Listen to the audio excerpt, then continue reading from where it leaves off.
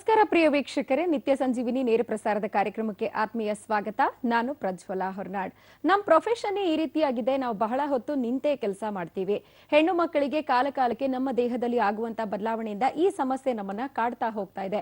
ಯಾರೋ ಹೇಳಿದ್ರು ಅಂತ, ಡಾಕ್ಟರ್ ಸಜೆಸ್ಟ್ ಮಾಡಿದ್ರು ಅಂತ ಸರ್ಜರಿ ಮಾಡಿಸ್ಕೊಂಡ್ರು ಕೂಡ ಈ ಸಮಸ್ಯೆಯ ಕಾಂಪ್ಲಿಕೇಶನ್ ನಮ್ಮನ್ನ ಕಾಡ್ತಾ ಇದೆ. ಈ ರೀತಿಯಾಗಿ ಕಾಡುವಂತಹ ಸಮಸ್ಯೆಯೇ ಉಬ್ಬಿದ ರಕ್ತನಾಳ ಅಥವಾ ವೆರಿಕೋಸ್ ವೇನ್ಸ್ ಅಂತ ಹೇಳ್ಬೋದು. ಹಾಗಾದ್ರೆ ವೆರಿಕೋಸ್ ವೇನ್ಸ್ ನ ಸಮಸ್ಯೆ ಯಾಕಾಗಿ ಬರುತ್ತೆ, ಇದಕ್ಕಿರುವಂತಹ ಸುಲಭ ಪರಿಹಾರ ಮಾರ್ಗ ಅಂದ್ರೆ ಟ್ರೀಟ್ಮೆಂಟ್ ಯಾವ ರೀತಿಯಾಗಿ ಮಾಡ್ಕೊಳ್ಬೇಕು, ಇದೆಲ್ಲವನ್ನ ತಿಳಿಸಿಕೊಡೋದಕ್ಕೆ ನಮ್ಮ ಇವತ್ತಿನ ಕಾರ್ಯಕ್ರಮದಲ್ಲಿ ನಮ್ಮ ಜೊತೆಯಲ್ಲಿರ್ತಾರೆ ನಮ್ಮ ಹೋಮಿಯೋಪತಿಯ ವೈದ್ಯ ಡಾಕ್ಟರ್ ನವೋಮಿ. ಅವ್ರನ್ನ ಕಾರ್ಯಕ್ರಮಕ್ಕೆ ಸ್ವಾಗತಿಸೋಣ. ಹಲೋ ಡಾಕ್ಟರ್, ಕಾರ್ಯಕ್ರಮಕ್ಕೆ ಸ್ವಾಗತ. ಡಾಕ್ಟರ್, ಮೊದಲನೇದಾಗಿ ವೆರಿಕೋಸ್ ವೇನ್ಸ್ ಅನ್ನುವಂತ ಸಮಸ್ಯೆ ಏನಿದೆ, ಇದು ಬಹಳಷ್ಟು ಜನನ ಕಾಡ್ತಾ ಇದೆ. ಅಂದ್ರೆ ಔಟ್ ಆಫ್ ಎವ್ರಿ 10 3 ಜನರಲ್ಲಿ ಈ ಸಮಸ್ಯೆ ಅನ್ನುವಂಥದ್ದು it is becoming very common. ಏನ್ ಹೇಳ್ತೀರಾ ಈ ವೆರಿಕೋಸ್ ವೇನ್ಸ್ ಬಗ್ಗೆ? ಯಾಕೆ ಇದಿಷ್ಟು ಫಾಸ್ಟ್ ಸ್ಪ್ರೆಡಿಂಗ್ ಆಗಿದೆ?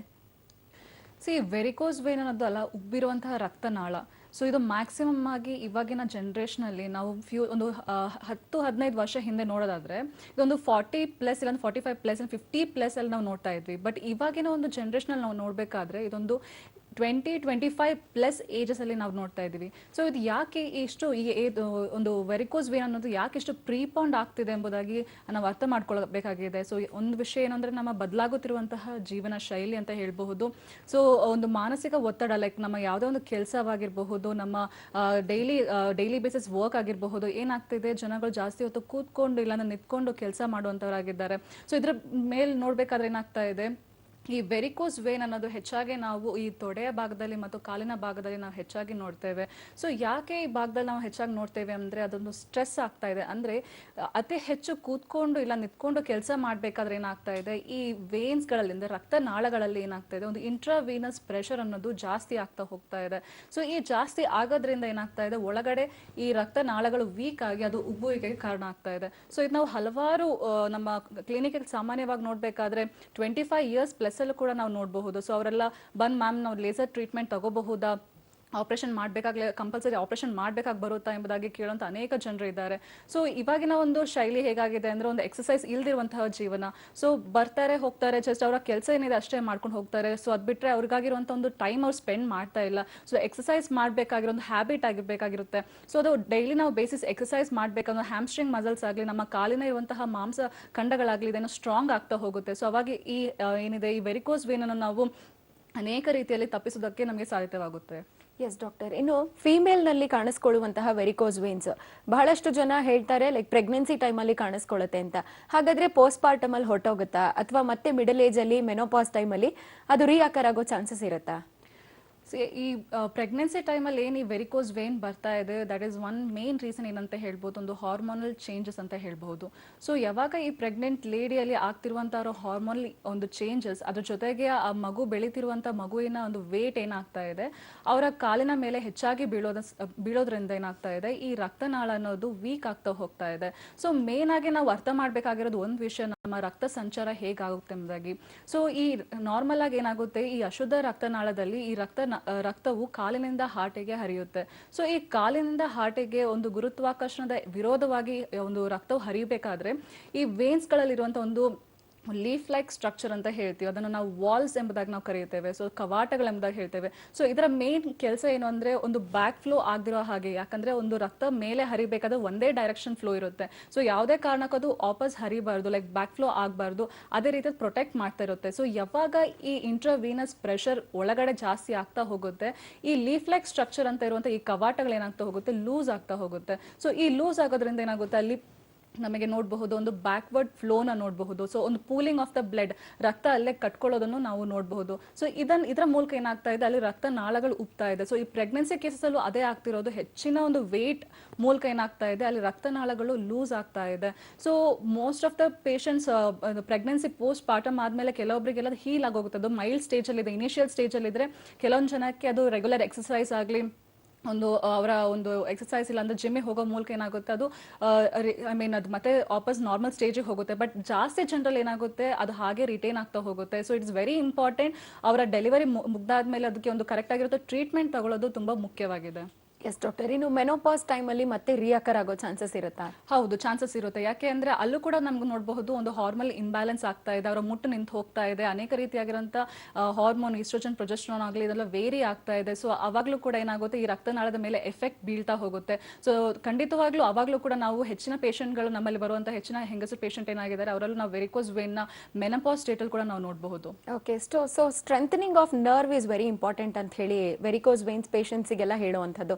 ಈ ವೇನ್ಸ್ನ ಈ ರೀತಿ ವೆರಿಕೋಸ್ ವೇನ್ಸ್ ಆಗದೆ ಇರೋದಕ್ಕೆ ಅಥವಾ ಸ್ಟ್ರೆಂಥನಿಂಗ್ ಆಫ್ ನರ್ವ್ಸ್ಗೆ ಯಾವೆಲ್ಲ ರೀತಿಯಾದಂಥ ಮೆಷರ್ಸ್ನ adapt ಮಾಡ್ಕೋಬೇಕಂತೀರಾ?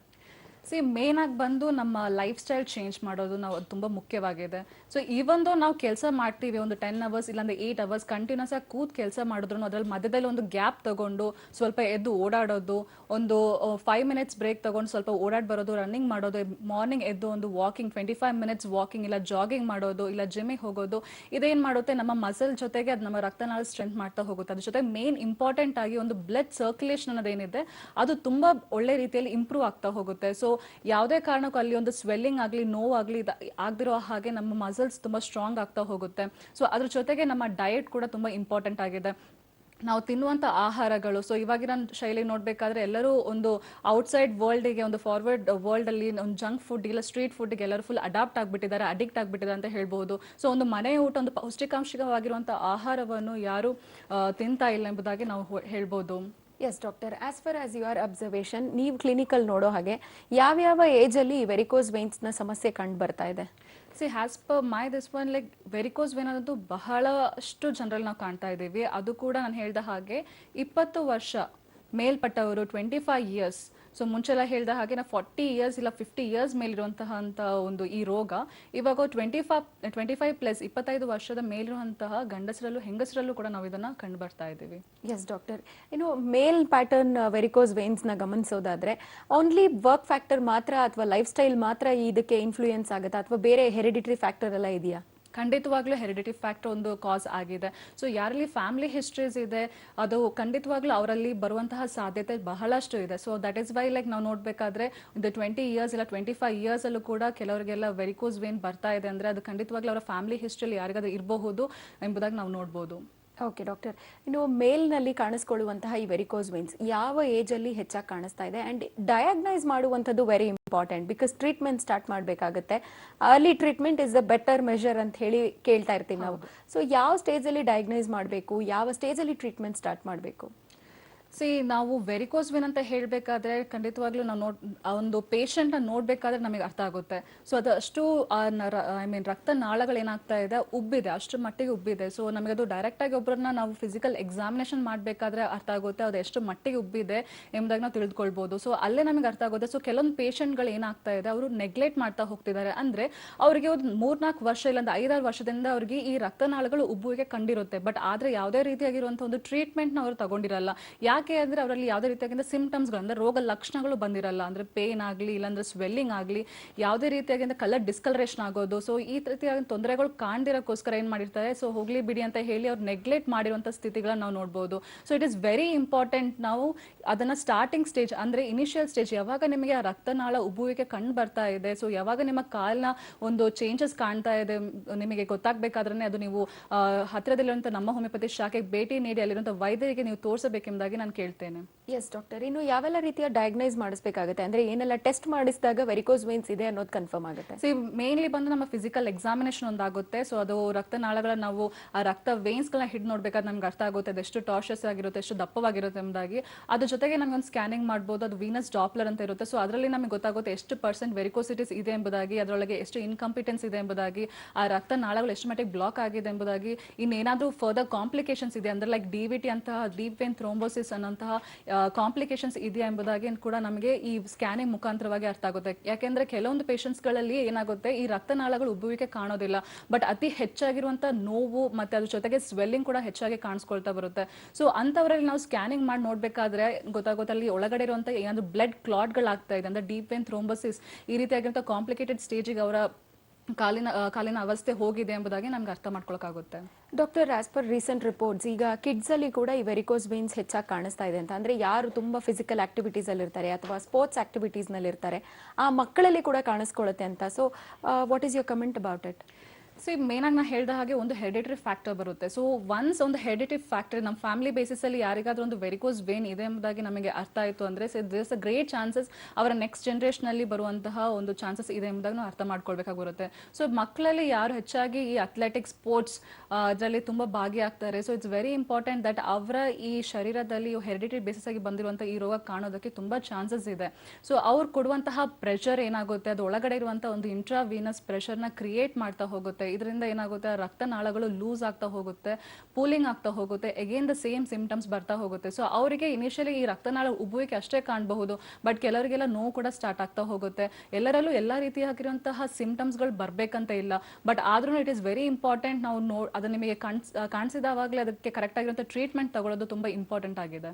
Okay, so life long ಈ ವೆರಿಕೋಸ್ ವೇನ್ಸ್ ಏನಿದೆ ಈ ಸಮಸ್ಯೆ ಹಾಗೆ ಉಳ್ಕೊಂಡ್ಬಿಡುತ್ತಾ ಅಥವಾ ಟ್ರೀಟ್ಮೆಂಟ್ ಮಾಡಿದಂತ ಸಂದರ್ಭದಲ್ಲಿ ಅದು ಹೊಟ್ಟೋಗುತ್ತಾ, ಏನ್ ಹೇಳ್ತೀರಾ ಆ ಬಗ್ಗೆ? ಸೊ ಈ ಟ್ರೀಟ್ಮೆಂಟ್ ಅನ್ನೋದು ಇವಾಗ ನಮ್ಮಲ್ಲಿ ಹಲವಾರು ಪೇಷಂಟ್ಗಳು ಬರ್ತಾರೆ. ಸೊ ಅವ್ರಿಗೆಲ್ಲರಿಗೂ ಹೇಳಿರೋದೊಂದು ಲೈಕ್ ಯಾಕೆ ಇಷ್ಟು ವರ್ಷ ನೀವು ಟ್ರೀಟ್ಮೆಂಟ್ ತಗೊಂಡಿಲ್ಲ ಅಂತ ಕೇಳಬೇಕಾದ್ರೆ ಅವ್ರು ಹೇಳೋದು ಒಂದೇ ವಿಷಯ, ಮೇಡಮ್ ನಮಗೆ ಆಪರೇಷನ್ ಹೇಳಿದ್ದಾರೆ, ಸೊ ನನಗೆ ಆಪರೇಷನ್ ಅಂದರೆ ಭಯ, ಸೊ ಅದಕ್ಕೋಸ್ಕರ ನಾನು ಟ್ರೀಟ್ಮೆಂಟ್ನ ತಗೊಂಡಿಲ್ಲ ಇಷ್ಟು ವರ್ಷದಿಂದ ಅಂತ ಅನೇಕ ಜನರು ಹೇಳ್ತಾರೆ. ಸೊ ಒಂದು ಟ್ರೀಟ್ಮೆಂಟ್ ತಗೊಳ್ಳೋದೊಂದು ಇಂಪಾರ್ಟೆಂಟ್ ಥಿಂಗ್ ಆಗಿದೆ. ಯಾಕೆ ಅಂದರೆ ಈ ವೆರಿಕೋಸ್ ವೇನ್ ಅನ್ನೋದು ಒಂದೇ ಟೈಮ್ ಅದೇ ಬಂದಿರುವಂಥ ಸ್ಥಿತಿಯಲ್ಲಿ ಅನೇಕ ವರ್ಷಗಳು ಅದೇ ಥರ ಇರಲ್ಲ.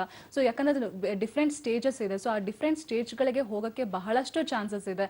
ಸೊ ನಮ್ಮ ಹೋಮಿಯೋಪತಿಯಲ್ಲಿರುವಂಥ ಟ್ರೀಟ್ಮೆಂಟ್ ಮೂಲಕ ಇದನ್ನು ನಾವು ಖಂಡಿತವಾಗ್ಲೂ ಕಮ್ಮಿ ಮಾಡ್ತೀವಿ. ಯಾಕಂದರೆ ನಾವು ಇಲ್ಲಿ ಟ್ರೀಟ್ಮೆಂಟ್ ಮಾಡೋದು ಮೇನ್ ಆಗಿ ಬಂದು ರೂಟ್ ಕಾಸ್ ಟ್ರೀಟ್ಮೆಂಟ್ ಅಂತ ಹೇಳ್ತೀವಿ. ಸೊ ಯಾವ ಕಾರಣದಿಂದ ಅವರಿಗೆ ಈ ವೆರಿಕೋಸ್ ವೇನ್ ಅನ್ನೋದು ಬಂದಿದೆ, ಇವನ್ ಫ್ಯಾಮಿಲಿ ಹಿಸ್ಟ್ರಿ ಆಗಿರಬಹುದು, ಅವರ ಆ ಪೇಷಂಟ್ ಒಂದು ಕರೆಕ್ಟ್ ಆಗಿರುವಂಥ ಡೀಟೇಲ್ ಹಿಸ್ಟ್ರಿ ನಾವು ಕೇಸ್ ಟೇಕಿಂಗ್ ತಗೊಂಡು ಅದಕ್ಕೆ ಸೂಕ್ತವಾಗಿರುವಂಥ ಒಂದು ಟ್ರೀಟ್ಮೆಂಟ್ನ ಕೊಡ್ತೀವಿ. ಸೊ ಬುಡದಿಂದ ಅದನ್ನು ಟ್ರೀಟ್ಮೆಂಟ್ ಮಾಡೋ ಮೂಲಕ ಏನಾಗುತ್ತೆ, ಅವರಲ್ಲಿರುವಂತಹ ರಕ್ತ ಸಂಚಾರ ಏನಾಗುತ್ತೆ ಅದು ಇನ್ಕ್ರೀಸ್ ಆಗ್ತಾ ಹೋಗುತ್ತೆ. ಅದ್ರ ಜೊತೆಗೆ ಈ ಮೆಡಿಸಿನ್ಸ್ ಮೂಲಕ ಏನಾಗುತ್ತೆ, ಆ ವಾಲ್ವ್ ಸ್ಟ್ರೆಂತ್ ಏನಿದೆ, ನಾನು ಹೇಳ್ದ ಹಾಗೆ ಕವಾಟಗಳಂತ ಏನಂತ ಕರಿತೀವಿ, ಅದರ ಸ್ಟ್ರೆಂತ್, ಅದ್ರ ಜೊತೆಗೆ ಈ ವೇನ್ಸ್ ಏನಿದೆ ಅದರ ಸ್ಟ್ರೆಂತ್ ಕೂಡ ಇನ್ಕ್ರೀಸ್ ಆಗ್ತಾ ಹೋಗುತ್ತೆ. ಸೊ ಎಷ್ಟೊಂದು ಪೇಷಂಟ್ಸ್ ನಮ್ಮ ಕಡೆ ಬಂದು ಆಪರೇಷನ್ ಎಷ್ಟೊಂದು ಜನ ತಪ್ಪಿಸಿರುವಂತಹ ಪೇಷಂಟ್ಗಳು ನಮ್ಮ ಕಡೆಯಲ್ಲಿ ಇದ್ದಾರೆ. ಅದ್ರ ಜೊತೆಗೆ ಕಾಂಪ್ಲಿಕೇಶನ್ ಸ್ಟೇಜ್ಗೆ ಹೋಗದಿರೋ ಹಾಗೆ ಅದನ್ನ ಪ್ರಿವೆಂಟ್ ಮಾಡ್ತಾ ಕೂಡ ನಾವು ನಮ್ಮ ಮೆಡಿಸಿನ್ಸ್ ಕೂಡ ಹೆಲ್ಪ್ ಆಗ್ತಾ ಇದೆ. Doctor, stages of varicose veins explain ಮಾಡೋದಾದ್ರೆ? ಓಕೆ, ಸೊ ಸ್ಟೇಜಸ್ ಬಂದು ಸ್ಟಾರ್ಟಿಂಗ್ ಅಲ್ಲಿ ಇನಿಷಿಯಲಿ ನಾವು ನೋಡಬೇಕಾದ ಒಂದು ಸ್ಪೈಡರ್ ವೇನ್ ಎಂಬುದಾಗಿ ನಾವು ಹೇಳ್ತೇವೆ. ಸೊ ಒಂದು ಜೇಡರ ಬಲೆ ರೀತಿಯಾಗಿರುವಂತಹ ಒಂದು ವೇನ್ಗಳು, ಸಣ್ಣ ವೇನ್ಗಳು ನಮ್ಮ ತೊಡೆ ಭಾಗದಲ್ಲಾಗಿರಬಹುದು ಇಲ್ಲ ಮೀನ್ಖಂಡ ಭಾಗದಲ್ಲಾಗಿರಬಹುದು ನಾವು ನೋಡಬಹುದು. ಸೊ ಇದು ಹಸಿರು ಇಲ್ಲಾಂದ್ರೆ ಗ್ರೀನ್ ಇಲ್ಲ ಅಂದ್ರೆ ಒಂದು ಬ್ಲೂಯಿಶ್ ಕಲರ್ ಅಲ್ಲಿ ನಾವು ಈ ವೇನ್ಸ್ ನ ನೋಡ್ತೀವಿ. ಸೊ ಇದು ಬಂದು ಸ್ಟಾರ್ಟಿಂಗ್ ಸ್ಟೇಜ್ ಅಂತ ಹೇಳ್ತೀವಿ. ಸೊ ಇಲ್ಲಿಂದ ಸ್ಟಾರ್ಟ್ ಆಗ್ತಾ ಹೋಗುತ್ತೆ. ಸೊ ನೆಕ್ಸ್ಟ್ ಬಂದು ನೋಡೋದು ನಾವು ಈ ಟಾರ್ಷಿಯಸ್ ಆಗಿರುವಂತಹ ದಪ್ಪವಾಗಿರುವಂತಹ ಉಬ್ಬಿರುವಂತಹ ರಕ್ತನಾಳಗಳನ್ನ ನಾವು ನೋಡ್ತೇವೆ. ಸೊ ಇಲ್ಲಿ ಕೆಲ ಪೇಷಂಟ್ಗಳಿಗೆ ಏನಾಗುತ್ತೆ, ಅನೇಕ ವರ್ಷ ಆದ್ರೂ ಒಂದು 3-4 ವರ್ಷ ಆದ್ರೂ ಅದೇ ಸಿಂಪ್ಟಮ್ಯಾಟಿಕ್ ಆಗಿರುತ್ತೆ. ಸೊ ಅಷ್ಟೇ ಉಬ್ಬಿ ಅಷ್ಟೇ ಇರುತ್ತೆ, ಬಟ್ ಯಾವುದೇ ರೀತಿಯ ನೋವಿರಲ್ಲ. ಬಟ್ ಅದೇ ಸ್ವಲ್ಪ ಕ್ರಮೇಣವಾಗ್ತಾ ಹೋಗ್ಬೇಕಾದ್ರೆ ಏನಾಗುತ್ತೆ, ಅವರಲ್ಲಿ ಆ ನೋವು ಸ್ಟಾರ್ಟ್ ಆಗ್ತಾ ಹೋಗುತ್ತೆ. ಅಂದ್ರೆ ಮೀನ್ಖಂಡ ಭಾಗದಲ್ಲಿ ನೋವು ಸ್ಟಾರ್ಟ್ ಆಗ್ತಾ ಹೋಗುತ್ತೆ. ನಡಿಬೇಕಾದ್ರೆ ನೋವು, ಇಲ್ಲಾಂದ್ರೆ ಓಡಾಡ್ಬೇಕಾದ್ರೆ ನೋವು, ಮಲ್ಕೋಬೇಕಾದ್ರೆ ಕಾಲು ಎಳ್ತಾ ಬರ್ತಾ ಇದೆ ನನಗೆ, ಸೊ ಕ್ರಾಂಪ್ಸ್ ಬರ್ತಾ ಇದೆ, ಈ ರೀತಿ ಆಗಿರುವಂತಹ ಸಣ್ಣ ಪುಟ್ಟ ಸಿಂಪ್ಟಮ್ಸ್ಗಳು ಸ್ಟಾರ್ಟ್ ಆಗ್ತಾ ಹೋಗುತ್ತೆ. ಸೊ ಅವ್ರಿಗೆ ಅದು ಮಂಡಿ ನೋವಿಂದ ಆಗ್ತಾ ಇದೆ, ಇಲ್ಲಾಂದ್ರೆ ವೆರಿಕೋಸ್ ವೇನಿಂದ ಆಗ್ತಾ ಇದೆ. ಸೊ ಅವ್ರಿಗೆ ಯಾವ ರೀತಿಯಿಂದ ನೋವು ಬರ್ತಾ ಇದೆ ಎಂಬುದಾಗಿ ಅವ್ರಿಗೆ ಒಂದು ಕನ್ಫ್ಯೂಷನ್ ಕೂಡ ಕ್ರಿಯೇಟ್ ಆಗಬಹುದು. ಸೊ ನೆಕ್ಸ್ಟ್ ಸ್ಟೇಜ್ ಬಂದ್ಬಿಟ್ಟು ನಮಗೆ ನೋಡ್ಬೇಕಾದ್ರೆ ಸ್ವೆಲ್ಲಿಂಗ್ ಕಾಣಿಸ್ಕೊಳ್ತಾ ಹೋಗುತ್ತೆ. ಸೊ ಅತಿ ಹೆಚ್ಚಾಗಿ ಇವಾಗ ಒಂದು ಲಾಂಗ್ ಟ್ರಾವೆಲಿಂಗ್ ಮಾಡ್ತಾ ಬಂದ್ವಿ, ಸೊ ಅಲ್ಲಿ ನಮಗೆ ನೋವು ಜೊತೆ ಏನಾಗುತ್ತೆ, ಸ್ವೆಲ್ಲಿಂಗ್ ಕಾಣಿಸ್ಕೊಳ್ತಾ ಇದೆ, ಕಾಲುಗಳು ಬಾತ್ತಾ ಇದೆ. ಸೊ ನಾವು ಪ್ರೆಸ್ ಮಾಡಿ ನೋಡ್ಬೇಕು, ಒಂದು ಪಿಟ್ಟಿಂಗ್ ಎಡಿಮಾ ಅಂತ ಹೇಳ್ಬೋದು. ಸೊ ಇದಕ್ಕೆ very important physical examination compulsory ಇದು ಇಂಪಾರ್ಟೆಂಟ್ ಆಗಿದೆ. ಸೊ ಈ ಎಡಿಮಾ ಯಾಕೆ ಆಗ್ತಾ ಇದೆ ಅಂದ್ರೆ ಅಲ್ಲಿ ಎಕ್ಸ್ಟ್ರಾ ಸೆಲ್ಯುಲರ್ ಫ್ಲೂಯಿಡ್ ಅನ್ನೋದು ಕಲೆಕ್ಟ್ ಆಗ್ತಾ ಇದೆ. ಸೊ ಈ ರಕ್ತನಾಳದಲ್ಲಿ ಬ್ಲಡ್ ಸರ್ಕ್ಯುಲೇಷನ್ ಅನ್ನೋದು ಕಮ್ಮಿ ಆಗ್ತಾ ಇದೆ. ಸೊ ಆ ಫ್ಲೂಯಿಡ್ಸ್ ಅಲ್ಲಲ್ಲೇ ಕಲೆಕ್ಟ್ ಆಗೋದ್ರಿಂದ ಏನಾಗ್ತಾ ಇದೆ, ಇಲ್ಲಿ ಸ್ವೆಲ್ಲಿಂಗ್ ಗಳು ಕಾಣಿಸ್ಕೊಳ್ತಾ ಹೋಗ್ತಾ ಇದೆ. ಸೊ ಈ ಸ್ವೆಲ್ಲಿಂಗ್ ಕಾಣಿಸ್ತಾ ಅದ್ರ ಜೊತೆಗೆ ಈ ನೋವನ್ನು ಕಾಣಿಸ್ಕೊಳ್ತಾ ಹೋಗುತ್ತೆ. ಸೊ ನೆಕ್ಸ್ಟ್ ಸ್ಟೇಜ್ ಬಂದು ಒಂದು ಡಿಸ್ಕಲರೇಷನ್ ಎಂಬುದಾಗಿ ಹೇಳ್ತೀವಿ. ಯಾಕೆ ಈ ಡಿಸ್ಕಲರೇಷನ್ ಬರ್ತಾ ಇದೆ? ಸೊ ಯಾಕೆ ನಾನು ಹೇಳ್ದ ಹಾಗೆ ಈ ರಕ್ತ ಅನ್ನೋದು ಕಾಲಿನಿಂದ ಹಾರ್ಟಿಗೆ ಪಾಸ್ ಆಗ್ತಾ ಇರುತ್ತೆ. ಸೊ ಯಾವಾಗ ಈ ಲೀಫ್ಲೆಟ್ ಸ್ಟ್ರಕ್ಚರ್ ಅಂದ್ರೆ ವಾಲ್ಸ್ ಅನ್ನೋದು ವೀಕ್ ಆಗ್ತಾ ಹೋಗುತ್ತೆ, ಆ ರಕ್ತ ಅನ್ನೋದು ಹಿಂದೆ ಅದೇ ರೀತಿಯಾಗಿ ಬಂದ್ಬಿಡುತ್ತೆ. ಸೊ ಅಲ್ಲಿ ಕಲೆಕ್ಟ್ ಆಗೋದ್ರಿಂದ ಇದು ಹಳೆ ರಕ್ತವಾಗಿ ಕಲೆಕ್ಟ್ ಆಗ್ತಾ ಹೋಗುತ್ತೆ. ಸೊ ಈ ರಕ್ತ ಏನಾಗುತ್ತೆ, ಅಲ್ಲೇ ಸ್ಟೋರ್ ಆಗಿದ್ದು ಅಲ್ಲಿ ಒಂದು ಕರೆಕ್ಟ್ ಆಗಿರುತ್ತೆ ರಕ್ತ ಸಂಚಾರ ಆಗದಿರೋಕ್ಕೋಸ್ಕರ ಏನಾಗುತ್ತೆ, ಅಲ್ಲಿ ನಿಮಗೆ ಕಲರ್ ಚೇಂಜಸ್ ಕಾಣಬಹುದು. ಸೊ ಎಷ್ಟೊಂದು ಜನ ಕಾಲಲ್ಲಿ ನೀವು ಗಮನಿಸೋದಾದ್ರೆ ಒಂದು ಬ್ಲೂಯಿಶ್ ಕಲರ್, ಇಲ್ಲಾಂದ್ರೆ ಒಂದು ಬ್ಲ್ಯಾಕಿಶ್ ಕಲರ್, ಗ್ರೀನಿಶ್ ಕಲರ್, ಒಂದು ಕಲರ್ ಚೇಂಜಸ್ ನಿಮ್ಗೆ ನಾರ್ಮಲ್ ಇರೋಕ್ಕಿಂತ ಕಲರ್ ಚೇಂಜಸ್ ನಿಮಗೆ ಕಾಣಿಸುತ್ತೆ. ಎಸ್ ಡಾಕ್ಟರ್, ನಿಮ್ಮ ಹತ್ರ ಟ್ರೀಟ್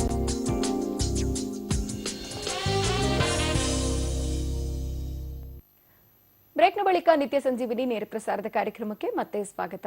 ಡಾಕ್ಟರ್, ನೀವು ಎಕ್ಸ್ಪ್ಲೇನ್ ಮಾಡ್ತಾ ಇದ್ರಿ ಯಾವೆಲ್ಲ ಸ್ಟೇಜಸ್ ಇದೆ ಈ ವೆರಿಕೋಸ್ ವೇನ್ಸ್ ಅಲ್ಲಿ ಅಂತ. ಹೌದು.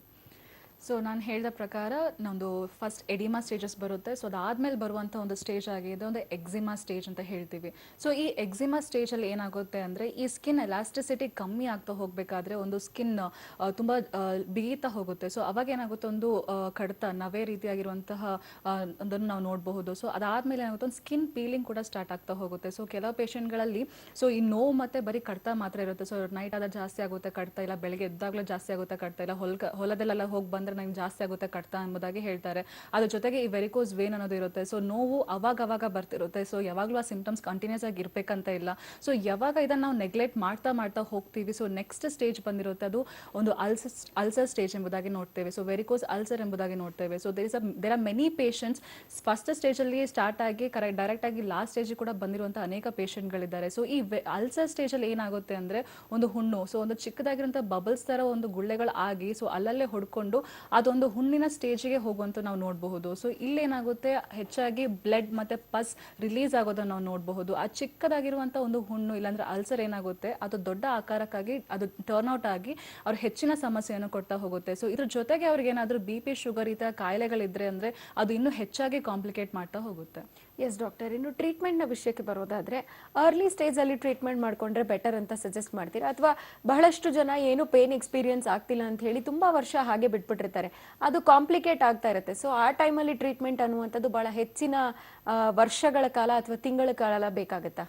ಹೌದು, ನಮ್ಮ ಹೋಮಿಯೋಪತಿ ಟ್ರೀಟ್ಮೆಂಟ್ ಅಲ್ಲಿ ನಾವು 6th ಜನರೇಷನ್ ಇಮ್ಯುನೋಜೆನಿಕ್ ಮಯಾಸ್ಮೆಟಿಕ್ ಟ್ರೀಟ್ಮೆಂಟ್ ಎಂಬುದನ್ನು ಕೊಡ್ತೇವೆ. ಸೊ ಇಲ್ಲಿ ಮೇನ್ ಆಗಿ ಬಂದು ಇಮ್ಯುನೋಜೆನಿಕ್ ಒಂದು ಇಮ್ಯುನಿಟಿ ಪವರ್ನ ನಾವು ಪ್ರೊವೋಕ್ ಮಾಡೋ ಥರ ಅದನ್ನು ಸ್ಟ್ರೆಂಥನ್ ಮಾಡುವಂತಹ ಟ್ರೀಟ್ಮೆಂಟ್ನ ಕೊಡ್ತೀವಿ. ಸೊ ಎಲ್ಲ ಮನುಷ್ಯರಲ್ಲಿರುವಂಥ ಒಂದು ಇಮ್ಯುನಿಟಿ ಏನಾಗುತ್ತೆ, ಒಂದೊಂದು ಕಾಯಿಲೆಗಳು ಸ್ಟಾರ್ಟ್ ಆಗ್ತಾ ಹೋಗಬೇಕಾದ್ರೆ ಆ ಇಮ್ಯುನಿಟಿ ಪವರ್ ಅನ್ನೋದು ವೀಕ್ ಆಗ್ತಾ ಹೋಗುತ್ತೆ. ಸೊ ಅದ್ರ ಜೊತೆಗೆ ಮಯಾಸ್ಮೆಟಿಕ್ ಅಂತ ಏನಂತ ವರ್ಡ್ ಇದೆ. So it means that the root cause, the main cause ಅಂತ ಹೇಳ್ತೀವಿ. ಸೊ ಬುಡ ಸಮೇತ ಅದನ್ನ ಒಂದು ರೋಗನ ಕಿತ್ತು ಹಾಕುವಂಥದ್ದು. ಸೊ ನಾವು ಕೊಡುವಂಥ medicines on the basis of individualisation principle ಅಂತ ಹೇಳ್ತೀವಿ. ಅಂದ್ರೆ ಎರಡು ಹ್ಯೂಮನ್ ಬೀನ್ ಯಾವುದೇ ಕಾರಣಕ್ಕೂ ಸೇಮ್ ಅಲ್ಲ. ಸೊ ಅವರ ರೋಗಗಳು ಸಿಮಿಲರ್ ಇರಬಹುದು, ಅವರ ಒಂದು ರೋಗ ಲಕ್ಷಣಗಳು ಸಿಮಿಲರ್ ಇರಬಹುದು, ಬಟ್ ಆ ರೋಗಿಗಳು ಸೇಮ್ ಅಲ್ಲ. ಸೊ ನಾವು ಟ್ರೀಟ್ಮೆಂಟ್ ಮಾಡ್ತಿರೋದು ರೋಗ ಲಕ್ಷಣಗಳನ್ನಲ್ಲ, ರೋಗಿನ ನಾವು ಟ್ರೀಟ್ಮೆಂಟ್ ಮಾಡ್ತೀವಿ. ಸೊ ಇದನ್ನ ನಾವು ಕನ್ಸಿಡರ್ ಮಾಡ್ತಾ ಅವರಿಗೆ ಕರೆಕ್ಟ್ ಆಗಿ ಒಂದು ಡೀಟೇಲ್ ಕೇಸ್ ಟೇಕಿಂಗ್ ತಗೊಂಡು ಅವರ ಫ್ಯಾಮಿಲಿ ಹಿಸ್ಟ್ರಿ ಆಗಲಿ ಅವರ ಪಾಸ್ಟ್ ಹಿಸ್ಟ್ರಿ ಆಗಲಿ ಎಲ್ಲ ರೀತಿಯಾಗಿರುವಂಥ ಹಿಸ್ಟ್ರಿನ ಕಲೆಕ್ಟ್ ಮಾಡಿ ಸೊ ಅವರ ಕಂಡೀಷನ್ ಯಾವ ಥರ ಇದೆ ಅದಕ್ಕೆ ಸೂಕ್ತವಾಗಿರುವಂಥ ಒಂದು ಫಿಸಿಕಲ್ ಎಕ್ಸಾಮಿನೇಷನ್ ಮಾಡಿ ಅದ್ರ ಜೊತೆಗೆ ಇನ್ವೆಸ್ಟಿಗೇಷನ್ ರಿಪೋರ್ಟ್ಸ್ನ ಮಾಡಿ ಸೊ ಅದಕ್ಕೆ ಬೇಕಾಗಿರುವಂಥ ಒಂದು ಅಡ್ವೈಸು ಅವರ ಡಯಟ್ ಅಂಡ್ ರೆಜಿಮೆನ್ ಆಗಿರಲಿ, ಅವರ ಒಂದು ಮ್ಯಾನೇಜ್ಮೆಂಟ್ ಅಂದರೆ ಅವರ ಎಕ್ಸಸೈಸ್ ರೀತಿ ಆಗಿರಲಿ, ಇದೆಲ್ಲ ಅವ್ರಿಗೆ ಅಡ್ವೈಸ್ ಮಾಡ್ತಾ ಈ ಟ್ರೀಟ್ಮೆಂಟ್ ನ ಕೊಡ್ತಾ ಹೋಗ್ತೀವಿ. ಸೊ ಇನ್ಫ್ಯಾಕ್ಟ್ ಅದು ಲಾಂಗ್ ಟರ್ಮ್ ಟ್ರೀಟ್ಮೆಂಟ್ ಇರುತ್ತೆ. ಸೊ ಬಟ್ ಆದ್ರೂ ಒಂದು ಬೆನಿಫಿಷಿಯಲ್ ಟ್ರೀಟ್ಮೆಂಟ್ ಎಂಬುದಾಗಿ ನಾವು ಹೇಳ್ಬೋದು. ಯಾಕಂದ್ರೆ ನಾವು ಮೇನ್ ಆಗಿ ಟ್ರೀಟ್ಮೆಂಟ್ ಕೊಡ್ತಾ ಇರೋದು ರೂಟ್ ಕಾಸಿಗೆ. ಸೊ ರೋಗ ಲಕ್ಷಣಗಳನ್ನ ನಾವು ಮಾಯ ಮಾಡೋದಕ್ಕೆ ಅಷ್ಟೊಂದು ಟೈಮ್ ನಮಗೆ ಬೇಕಾಗಿಲ್ಲ. ಯಾಕಂದ್ರೆ ನೋವು ಬಂದಾಗ ನಾವು ನೋವಿನ ಮಾತ್ರೆ ಮೊರೆ ಹೋಗೋದು ನಾವು ನೋಡಬಹುದು. ಸೊ ಆ ಸಮಯದಲ್ಲಿ ನಾವು ಈ ರೀತಿಯಾಗಿರುತ್ತೆ ರೂಟ್ ಕಾಸ್ ಟ್ರೀಟ್ಮೆಂಟ್ ಕೊಡೋದ್ರಿಂದ ಏನಾಗುತ್ತೆ ಅವರಿಗೆ ಮುಂದೆ ಆಗುವಂತಹ ಕಾಂಪ್ಲಿಕೇಶನ್ಸ್ನ ನಾವು ತಡೆಗಟ್ಟಬಹುದು. ಅದ್ರ ಜೊತೆಯಲ್ಲಿ ಈ ಬ್ಲಡ್ ಸರ್ಕ್ಯುಲೇಷನ್ ಅನ್ನೋದೇನಿದೆ ಅದು ಇಂಪ್ರೂವ್ಮೆಂಟ್ ಆಗ್ತಾ ಹೋಗುತ್ತೆ. ಈ ಬ್ಲಡ್ ವೆಸಲ್ಸ್ ಅನ್ನೋದೇನಿದೆ ರಕ್ತನಾಳಗಳನ್ನ ಏನಿದೆ ಅದು ಸ್ಟ್ರೆಂತ್ ಆಗ್ತಾ ಹೋಗುತ್ತೆ. ಸೊ ಇದು ವೆರಿ ಇಂಪಾರ್ಟೆಂಟ್. ನಾವು ಯಾವುದೇ ಒಂದು ಸ್ಟೇಜಸ್ ಅದನ್ನ ನಾವು ಸ್ಕಿಪ್ ಮಾಡದಿಲ್ಲ, ನೆಗ್ಲೆಕ್ಟ್ ಮಾಡದೆ ನಾವು ಕರೆಕ್ಟ್ ಟೈಮಿಗೆ ಬಂದೋದಕ್ಕೆ ಸೂಕ್ತವಾಗಿರುವಂಥ ಒಂದು ಟ್ರೀಟ್ಮೆಂಟ್ನ ತಗೊಳ್ಳೋದು ತುಂಬಾ ಇಂಪಾರ್ಟೆಂಟ್ ಆಗಿದೆ.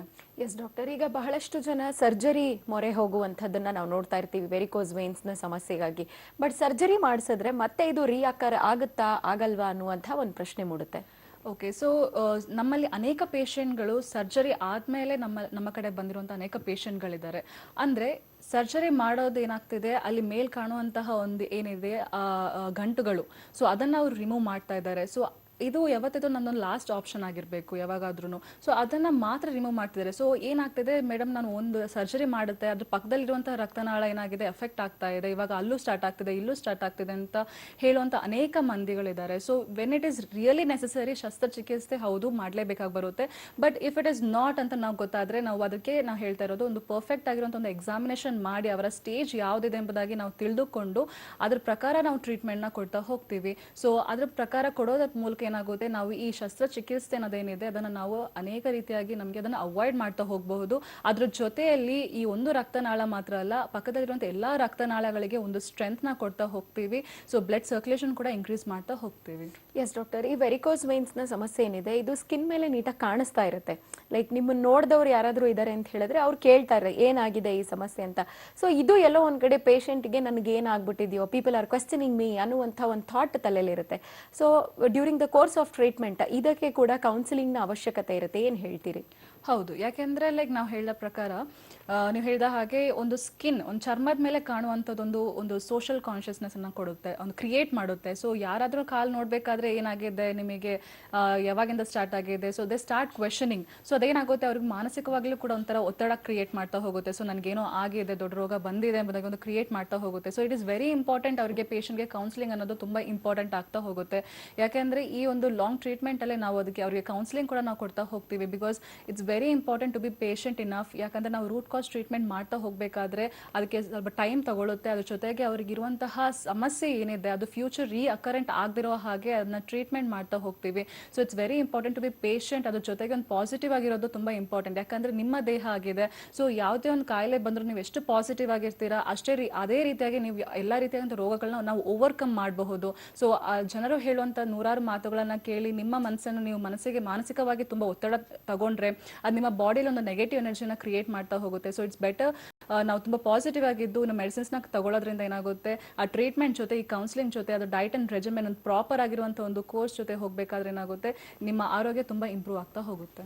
ಎಸ್ ಡಾಕ್ಟರ್, ಇನ್ನು ನಮ್ಮ ಹೋಮಿಯೋಪತಿಯಲ್ಲಿ ಟ್ರೀಟ್ಮೆಂಟ್ ತೆಗೆದುಕೊಳ್ಳುವಂತಹ ಸಂದರ್ಭದಲ್ಲಿ ಪೇಷಂಟ್ಸ್ಗೆ ಬೇರೆ ಏನೆಲ್ಲ ಅಡ್ವೈಸ್ ಮಾಡ್ತೀರಾ? ಅಂದ್ರೆ during the course of treatment ಅವರ ಡಯಟ್ ಆಗಿರ್ಬೋದು, ಲೈಫ್ ಸ್ಟೈಲ್ ಆಗಿರ್ಬೋದು, ಏನ್ ಹೇಳ್ತೀರಾ? ಸೊ ನಮ್ಮ ಹೋಮಿಯೋಪತಿಲಿ ಮೇನ್ ಆಗಿ ಬಂದು, ಸೊ ಫಸ್ಟ್ ಕ್ವೆಶನ್ ಎಲ್ಲ ಪೇಷಂಟ್ಗಳಿಗೆ ಬರೋದು, ನಾನು ಆ ಮೆಡಿಸಿನ್ಸ್ ತಗೊತಾ ಇದ್ದೀನಿ, ಈ ಮೆಡಿಸಿನ್ಸ್ ತಗೊತಾ ಇದ್ದೀನಿ ಅಂದರೆ ಲೈಕ್ ಫಾರ್ ಎಕ್ಸಾಂಪಲ್ BP ಇರಬಹುದು, ಶುಗರ್ ಇರಬಹುದು, ಅನೇಕ ನಾನಾ ವಿಧವಾಗಿರುವಂತಹ ಒಂದು ಕ್ರಾನಿಕ್ ಡಿಸೀಸ್ಗಳಿಗೆ ಅವ್ರು ಏನು ಮಾಡ್ತಿರ್ತಾರೆ, ಮೆಡಿಸಿನ್ಸ್ನ ತಗೊತಿರ್ತಾರೆ. ಸೊ ಅವರಿಗೆ ಮೇನ್ ಪ್ರಶ್ನೆ ಅವರ ತಲೆಯಲ್ಲಿ ಬರುವಂಥದ್ದು, ನಾನು ಆ ಮೆಡಿಸಿನ್ಸ್ ಜೊತೆ ಈ ಮೆಡಿಸಿನ್ಸ್ ಮಿಕ್ಸ್ ಮಾಡಬಹುದಾ? ಸೊ ಇದೊಂದು ಕಾಮನ್ ಕ್ವೆಶನ್ ಆಗಿದೆ. ಸೊ ವೆರಿ ಹೇಳಬೇಕು ಅಂದರೆ ಯಾವುದೇ ಒಂದು ಮೇನ್ ಆಗಿ ಬಂದು ಯಾವುದೋ ಒಂದು ಸೈಡ್ ಎಫೆಕ್ಟ್ ನಮ್ಮ ಮೆಡಿಸಿನ್ಸಲ್ಲಿ ಇರಲ್ಲ. ಸೊ ಆ ಮೆಡಿಸಿನ್ಸ್ ಈ ಮೆಡಿಸಿನ್ಸ್ ಅಂತ ಏನಿರಲ್ಲ. ಲೈಕ್ ನಮ್ಮ ಮೆಡಿಸಿನ್ಸ್ ಮೂಲಕ ಬೇರೆ ಮೆಡಿಸಿನ್ಸ್ ತಗೊಳ್ಳೋದ್ರಲ್ಲಿ ನಿಮ್ಗೆ ಯಾವುದೇ ರೀತಿಯಾಗಿ ತೊಂದರೆಗಳು ಬರಲ್ಲ. ಎಸ್ಪೆಷಲಿ ಇಂಗ್ಲಿಷ್ ಮೆಡಿಸಿನ್ಸ್ ನ ಮೊರೆ ಹೋಗಿರೋರು ಅನೇಕ ಜನರು ಇದ್ದಾರೆ. ಒಂದು 3-4 ವರ್ಷದಿಂದ ಮೆಡಿಸಿನ್ಸ್ ತಗೊಳ್ಳೋಂಥವ್ರು ಇದ್ದಾರೆ. ಸೊ ಅದ್ರ ಮೂಲಕವಾಗಿ ನಮ್ಮ ಮೆಡಿಸಿನ್ಸ್ ತಗೊಳ್ಳೋದ್ರಿಂದ ಯಾವುದೇ ರೀತಿಯಾಗಿಂತ ಸೈಡ್ ಎಫೆಕ್ಟ್ ನಿಮಗೆ ಬರಲ್ಲ. So it is a very simple medicines ಆಗಿರುತ್ತೆ. ಸೊ ಅದಕ್ಕೋಸ್ಕರ ನಿಮ್ಮ ಆರೋಗ್ಯ ಇನ್ನೂ ಹೆಚ್ಚುತ್ತಾ ಹೋಗುತ್ತೆ ಹೊರತು ಅದನ್ನು ಯಾವುದೇ ಕಾರಣಕ್ಕೂ ನಿಮಗೆ ಅದರಿಂದ ಒಂದು ತೊಂದರೆ ಆಗಲ್ಲ. ಎಸ್ಪೆಷಲಿ ನಿಮ್ಮ ಇಮ್ಯುನಿಟಿ ಪವರ್ ಅಂತ ಏನಿದೆ ಅದು ಕೂಡ ಇಂಪ್ರೂವ್ ಆಗ್ತಾ ಹೋಗುತ್ತೆ. ಎಸ್ ಡಾಕ್ಟರ್, ಈಗ ಕ್ರಾನಿಕ್ ಡಿಸೀಸ್ ನೀವು ಹೇಳ್ತಾ ಇದ್ರಿ, ಡಯಾಬಿಟಿಸ್ ಆಗಿರ್ಬೋದು, ಬೇರೆ BP ಆಗಿರ್ಬೋದು, ಈ ಡಿಸೀಸು ಎಷ್ಟರ ಮಟ್ಟಿಗೆ ಇದಕ್ಕೆ ಇನ್ಫ್ಲೂಯೆನ್ಸ್ ಮಾಡುತ್ತೆ ಅಥವಾ ಪ್ರೆಷರ್ ಕ್ರಿಯೇಟ್ ಮಾಡುತ್ತೆ? ಖಂಡಿತವಾಗ್ಲೂ ಈ ಕ್ರಾನಿಕ್ ಡಿಸೀಸ್ ಅನ್ನೋದು ತುಂಬಾ ಎಫೆಕ್ಟ್ ಆಗೇ ಆಗುತ್ತೆ. ಯಾಕೆ ಅಂದ್ರೆ ನಮ್ಮ ಈ BP ಇಲ್ಲಾಂದ್ರೆ ಈ ಶುಗರ್ ಏನಿದೆ ಅನೇಕ ವರ್ಷದಿಂದ ಪೇಷಂಟ್ ಸಫರ್ ಆಗ್ತಾ ಇರ್ತಾರೆ. ಅದ್ರ ಜೊತೆಯಲ್ಲಿ ಈ ಪ್ರಾಯ ಆಗ್ತಾ ಹೋದ ಹಾಗೆ ಏನಾಗುತ್ತೆ, ಈ ಶುಗರ್ ಮತ್ತೆ BP ಅನ್ನೋದು ಒಂದು ಈ ರಕ್ತನಾಳದ ಮೇಲೆ ಒತ್ತಡನ ಬೀರ್ತಾ ಹೋಗುತ್ತೆ. ಸೊ ಅದ್ರ ಜೊತೆಯಲ್ಲಿ ಏನಾಗುತ್ತೆ, ಅವರು ಪ್ರಾಯ ಆಗ್ತಾ ಹೋದ ಹಾಗೆ ಅವರ ದೇಹದಲ್ಲಿರುವಂತಹ ಇಮ್ಯುನಿಟಿ ಪವರ್ ಏನಿದೆ ಅದು ಕಮ್ಮಿ ಆಗ್ತಾ ಹೋಗುತ್ತೆ. ಸೊ ಈ ರೋಗಗಳು ಕ್ರಾನಿಕ್ ಡಿಸೀಸ್ ಅದ್ರ ಜೊತೆ ಇರಬೇಕಾದ್ರೆ ಇದು ಖಂಡಿತವಾಗ್ಲೂ ಎಫೆಕ್ಟ್ ಆಗ್ತಾನೆ ಹೋಗುತ್ತೆ. ಎಸ್ ಡಾಕ್ಟರ್, ನಮ್ಮ ಇವತ್ತಿನ ಕಾರ್ಯಕ್ರಮಕ್ಕೆ ಆಗಮಿಸಿ ವೆರಿಕೋಸ್ ವೇನ್ಸ್ ಹಾಗೆ ಅದರ ಟ್ರೀಟ್ಮೆಂಟ್ ಕುರಿತಾಗಿ ಮಾಹಿತಿಯನ್ನು ಶೇರ್ ಮಾಡಿದ್ದಕ್ಕಾಗಿ ಧನ್ಯವಾದಗಳು. Thank you. ನೋಡಿದ್ರಲ್ಲ ವೀಕ್ಷಕರೇ, ನಿಮ್ಮಲ್ಲೂ ಕೂಡ ಇದೇ ರೀತಿಯಾದಂತಹ ಆರೋಗ್ಯದ ಸಮಸ್ಯೆಗಳಿತ್ತು ಅಂತ ಹೇಳಿದ್ರೆ ನೀವು ನಮ್ಮ ಹೋಮಿಯೋಪತಿಯನ್ನ ಭೇಟಿ ಆಗಬಹುದು. ಡಾಕ್ಟರ್ನ ಕಾಂಟ್ಯಾಕ್ಟ್ ಮಾಡುವಂತಹ ರೀತಿ ಹೀಗಿದೆ. ಹಾಗೆ ಕರ್ನಾಟಕದಾದ್ಯಂತ ಇರುವಂತಹ ಶಾಖೆಗಳ ಡೀಟೇಲ್ಸ್ ಕೂಡ ಟಿವಿ ಸ್ಕ್ರೀನ್ ಮೇಲಿದೆ, ನೀವು ಅದನ್ನ ನೋಟ್ ಮಾಡ್ಕೊಳ್ಬಹುದು.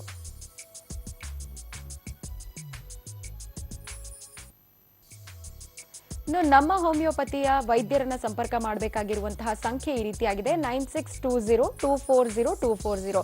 ಈ ನಂಬರ್ಗೆ ಕಾಂಟ್ಯಾಕ್ಟ್ ಮಾಡೋ ಮೂಲಕ ನೀವು ನೇರವಾಗಿ ನಮ್ಮ ಹೋಮಿಯೋಪತಿಗೆ ತೆರಳಿ ಭೇಟಿ ಆಗಬಹುದು ವೈದ್ಯರನ್ನ.